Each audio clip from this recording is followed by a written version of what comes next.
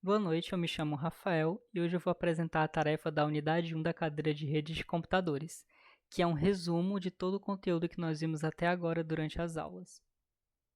Bem, vamos começar com alguns conceitos básicos. O primeiro, rede de computadores. O que é uma rede de computadores? Ela é uma infraestrutura ou sistema que interconecta dispositivos computacionais e permite que eles troquem recursos e dados entre si. Elas possuem um conjunto de regras, chamadas de protocolos de comunicação, para padronizar o processo de transmissão das informações, por meio de tecnologias físicas ou sem fio. O termo também é usado para referir-se a um conjunto de computadores que estão interconectados por uma única tecnologia. E quais são os elementos que compõem essa rede? Bem, como já dito, temos as regras, que são os protocolos, que vão controlar a comunicação entre dispositivos e a transmissão de dados. Temos as mensagens, que são essas unidades de informação que vão navegar pela rede. Temos o meio, que vai interconectar os dispositivos. E temos os dispositivos que estarão conectados na rede e vão trocar informações entre si. E o que seria a internet? Ela não é mais uma rede de computadores, ela é muito mais. Ela é uma rede de redes. Ela interconecta diversos tipos de redes, públicas, privadas, acadêmicas, comerciais, e diversos dispositivos computacionais ao longo de todo o globo. Então, ela é uma rede de redes e ela utiliza os mesmos protocolos. Portanto, isso garante uma interconectividade, permitindo que diversos dispositivos computacionais possam se conectar entre si, independente do sistema operacional, tipo de dispositivo ou fabricante. Bem, e o que são sistemas distribuídos? Eles são um conjunto de computadores interconectados por uma rede, cooperando como se fosse um único sistema. Um exemplo bem claro para ilustrar isso são empresas de streaming ou empresas de jogos online, onde há diversos servidores espalhados em diversas localidades de todo o globo. Elas vão atuar em conjunto para fornecer o mesmo serviço, elas têm um objetivo em comum e vão cumpri-lo de uma maneira integrada. Do ponto de vista do usuário, esses dispositivos computacionais, eles parecem um único sistema. Eles parecem, mas na verdade eles são diversos sistemas que estão interconectados para fornecer um único serviço. E o que seria esse protocolo? Bem, ele é um conjunto de regras e orientações para definir a melhor forma de realizar uma tarefa. Isso na definição básica de um protocolo. No contexto de computação e de redes de computadores, eles são padrões, conjuntos e regras convencionadas, que servem para controlar e possibilitar a conexão, comunicação e transferência de dados entre dois ou mais sistemas. Vão definir o formato e a origem das mensagens trocadas, bem como as ações realizadas durante o envio e recebimento das mensagens. E o que é uma pilha de protocolos? Ela é nada mais nada menos do que um conjunto de protocolos que estarão organizados em camadas que vão definir, possibilitar e padronizar essa comunicação entre computadores ligados em rede. Elas são modelos teóricos que vão justamente padronizar e orientar a organização e o funcionamento das redes de computadores. Então, na prática, a implementação de uma pilha não necessariamente precisa ser igual ao que foi definido na teoria, porque isso é só um modelo base que serve de orientação. Bem, seguindo, aqui nós temos uma analogia de uma conversa entre seres humanos e uma conversa entre dispositivos computacionais, né? Onde eles vai enviar protocolos, solicitar conexão e enfim.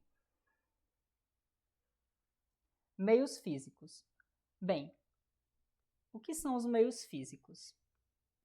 Eles são justamente os canais por onde vai ocorrer a comunicação entre dispositivos conectados a uma rede.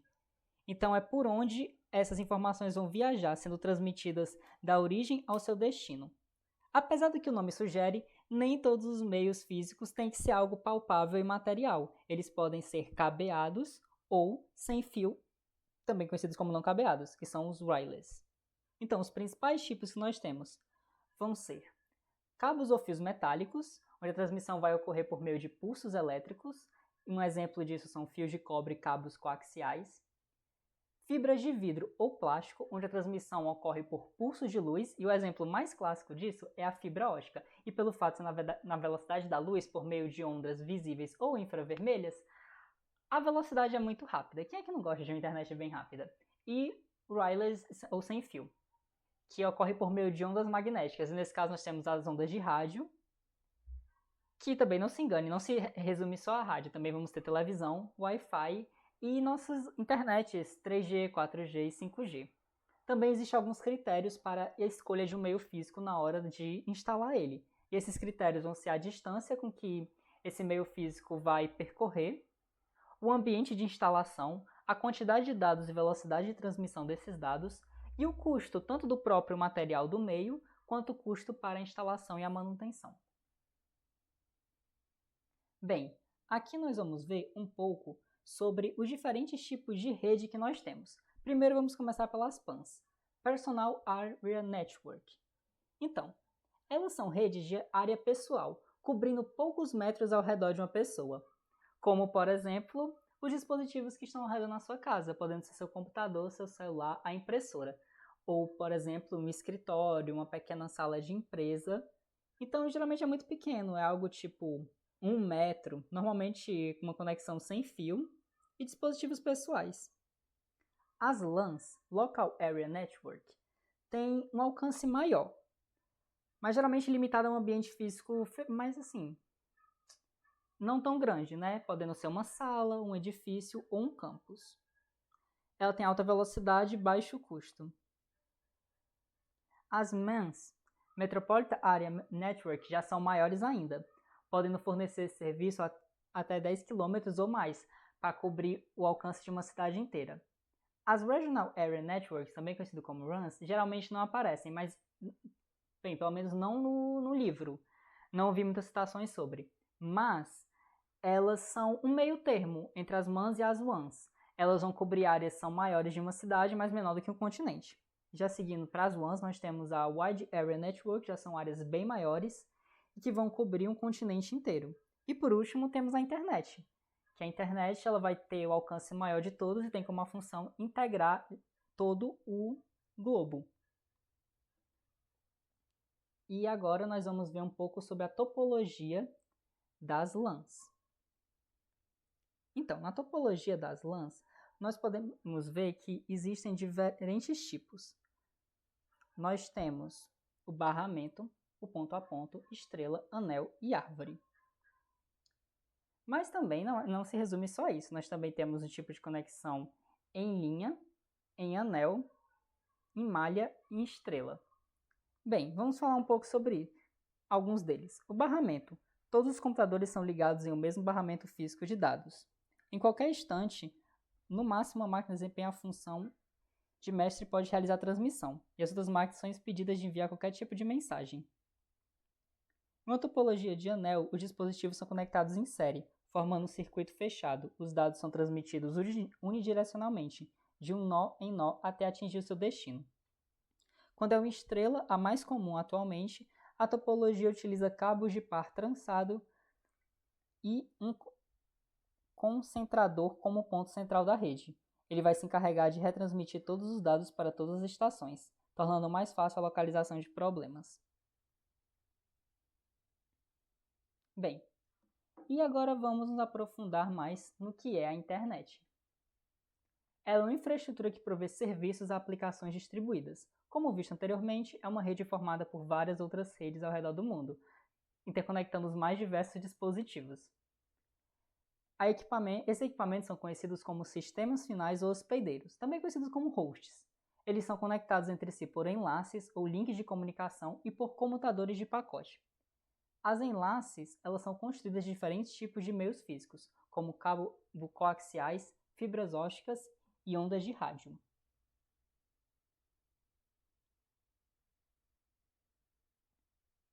E como isso vai funcionar? As redes comutadas por pacotes são semelhantes às redes de transporte de rodovias, estradas e cruzamentos, que transportam veículos. Então podemos ver que isso é uma analogia bem interessante.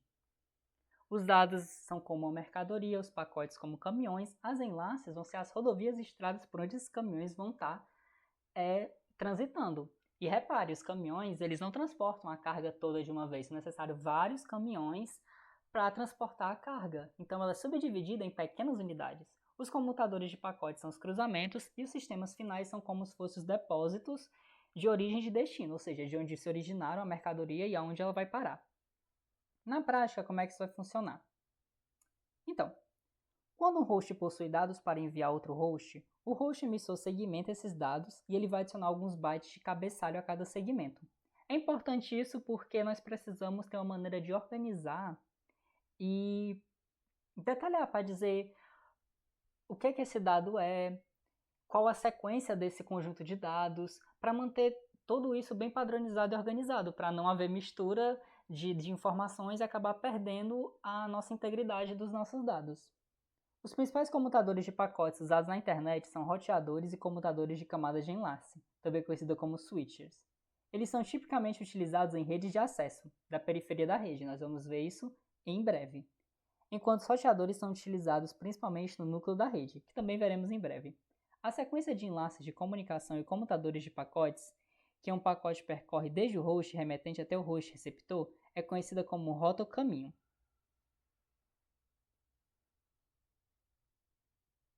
Agora vamos falar das donas da internet.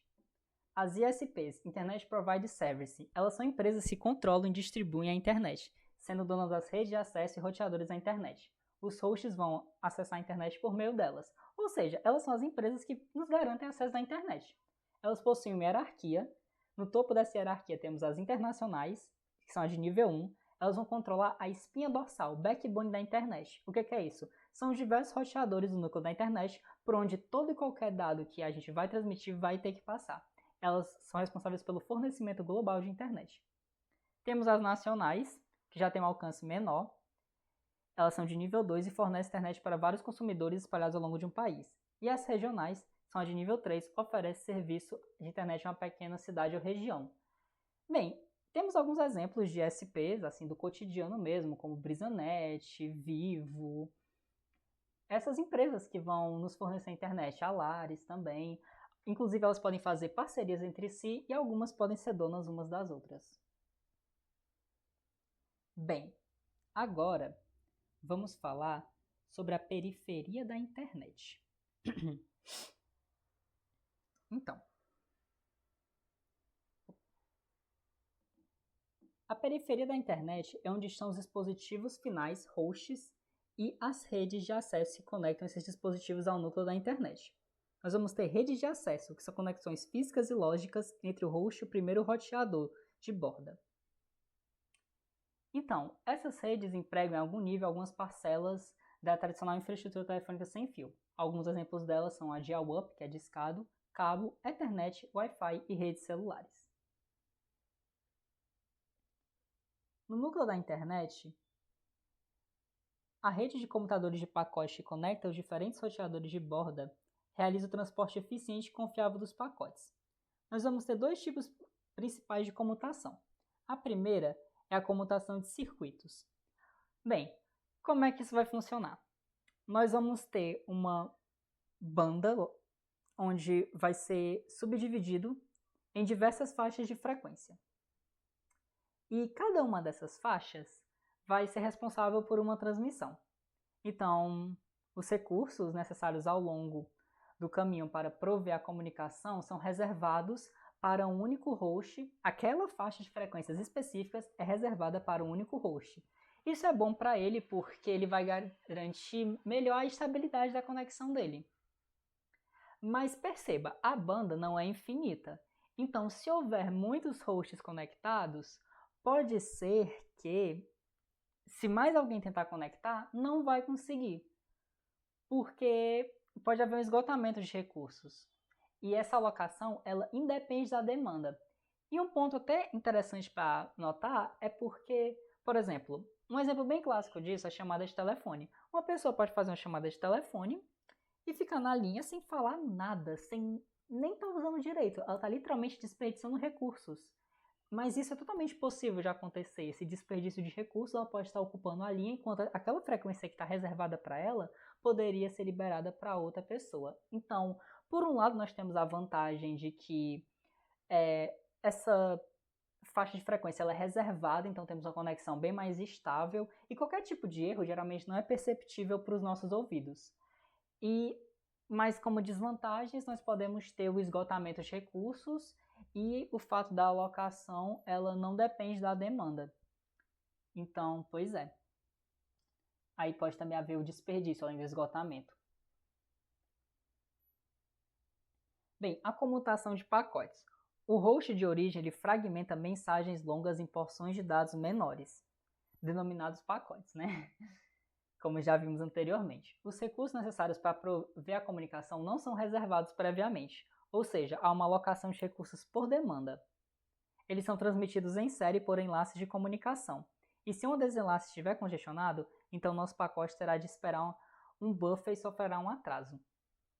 Pois é. Então aqui já temos uma coisa diferente. Primeiro que todo mundo vai conseguir se comunicar, todo mundo vai conseguir enviar dados. O problema é que se houver uma sobrecarga, pode haver uma demora. Mas diferente do de circuitos, todo mundo vai ter acesso a transmitir suas mensagens, ao invés de ter que esperar alguma alocação ser liberada. Não, todo mundo vai poder, só que se houver um congestionamento, vai ficar mais lento, vai ter que esperar um pouco mais e além desses atrasos também podem acontecer algumas perdas, mas geralmente a maioria das perdas elas conseguem ser evitadas ou reparadas por causa de alguns protocolos, que vamos entrar isso no final do vídeo.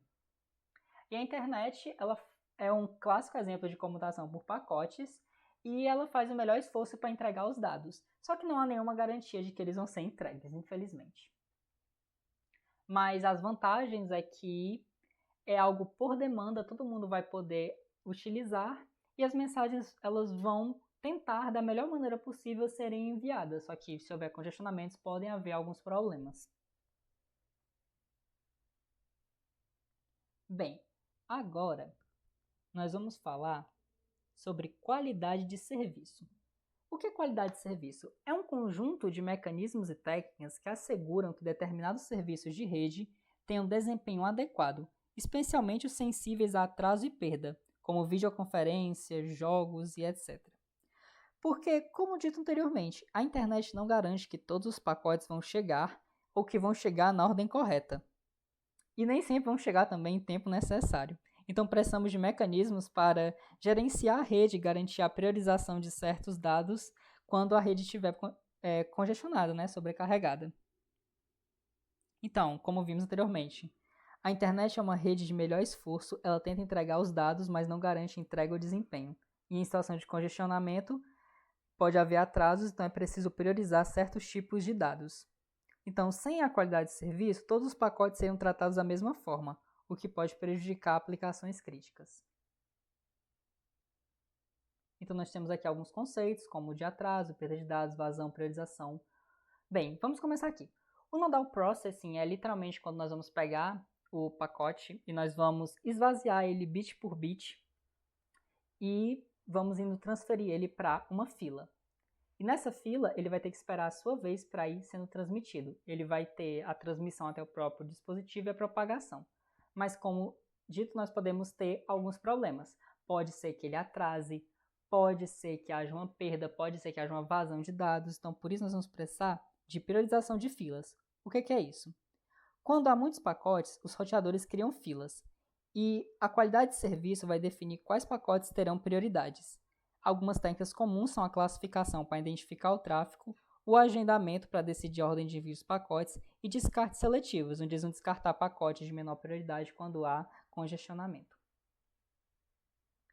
E agora, por último, nós vamos falar da arquitetura de camadas. Bem, parte desse assunto já foi comentado brevemente no começo do vídeo, mas vamos aqui entrar em detalhes mais aprofundados sobre o tema. Então, o que seria essa arquitetura de camadas? Bem, é como a pilha que eu descrevi. É quando nós vamos pegar e vamos subdividir algo em diversas camadas que vão ter certa modularidade. Então, vamos lá. A arquitetura em camadas permite que diversos equipamentos e softwares se comuniquem entre si, de forma eficiente, independente de seu fabricante, sistema operacional ou tipo de dispositivo, uma vez que as regras que regem a transmissão, envio e recebimento de dados são padronizadas. A modularização em camadas permite o melhor entendimento, manutenção e atualização de componentes do sistema, bem como a descoberta de erros durante as etapas do processo de comunicação. Além disso, as camadas fornecem serviços para camadas acima delas. Então, se você tem uma camada mais inferior, ela vai fornecer algum tipo de serviço para a camada superior. E esse reaproveitamento de serviços pode ser muito vantajoso e agilizar o processo de comunicação. Algumas desvantagens é só que nós temos uma certa dependência entre as camadas por causa dessa prestação de serviços e até mesmo uma redundância de funcionalidades, mas nada muito grave. Em geral, a arquitetura de camadas apresenta muito mais vantagens do que desvantagens. Aqui nós vamos ter exemplos das pilhas. Aqui são modelos, o OSI e o modelo TCP, cada um deles tem as suas pilhas. Então, vamos falar um pouco sobre cada um deles. O modelo OSI é um modelo teórico e abrangente que organiza e padroniza a transmissão de dados através de redes, dividindo esse processo em camadas, porque, enfim, uma arquitetura em camadas. Cada uma é responsável por uma função específica. Isso facilita a organização da transmissão e a interoperabilidade entre diferentes sistemas e tecnologias. Ele é dividido em 7 camadas. A camada superior é a de aplicação e a inferior é a física. Então, aqui, aplicação é a mais alta de todas. A física é a mais baixa. Geralmente as camadas superiores elas são implementadas em software e elas têm mais contato com o usuário, enquanto as camadas inferiores já são implementadas mais em hardware, apesar de que algumas, você deve notar que podem ter tanto parte da implementação em hardware quanto parte de software. Geralmente as mais baixas são em hardware e elas cuidam mais com a movimentação dos dados. Quando você recebe uma mensagem, essa mensagem vai subir na pilha. Quando você envia, a mensagem desce. Então, vamos lá. A aplicação ela é responsável pela interface com a qual o usuário vai interagir. Por isso, quando você envia a mensagem, ela desce, porque você começa na aplicação, porque você está interagindo, você está mandando a sua mensagem. E quando você recebe é diferente, ela vai chegar pela física, que vai lidar mais com esse tratamento de dados, vai subindo até chegar na sua interface. Aí temos a apresentação, que vai ser a conversão e criptografia de dados. Sessão, que é estabelecimento, manutenção e encerramento da comunicação. Transporte, que vai ser o controle do fluxo e da confiabilidade da comunicação. A rede, roteamento de pacotes entre diferentes dispositivos através da rede. Enlace, controle de acesso ao meio físico, detecção e correção de erros. E a física, que é a transmissão de bits através de um meio físico, cabeado ou não. O modelo TCP ele tem como base o modelo OSI, porém na versão mais simplificada. Como podemos ver, algumas camadas são, digamos assim, fundidas. Por exemplo, essas 3 camadas aqui, aplicação, apresentação e sessão, elas são fundidas apenas na aplicação. Transporte continua transporte. Aqui a rede é aqui a mesma coisa de internet. Geralmente a gente chama essas camadas de acesso à rede. Não, de rede, perdão. Acesso à rede é de baixo. E a enlace de dados e a física, elas se fundem na camada de acesso à rede. Pois é, rede e internet, mesma coisa. E até a gente costuma chamar de rede mesmo. E enlace de dados e física vai ser fundida na de acesso à rede. Cada uma delas vai ter alguns protocolos que, enfim, vão ajudar a padronizar esse processo. Diferente do modelo OSI, o modelo TCP/IP, ele, além de ser mais simplificado, ele também já é um modelo prático. Então, a pilha já pode ser implementada na prática. E o que são TCP e IP? São protocolos.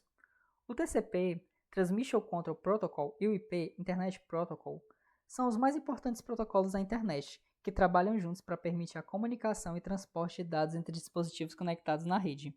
O TCP é responsável por dividir os dados a serem transmitidos entre dispositivos finais em pacotes e garantir a estabilidade da comunicação e a integridade dos dados enviados.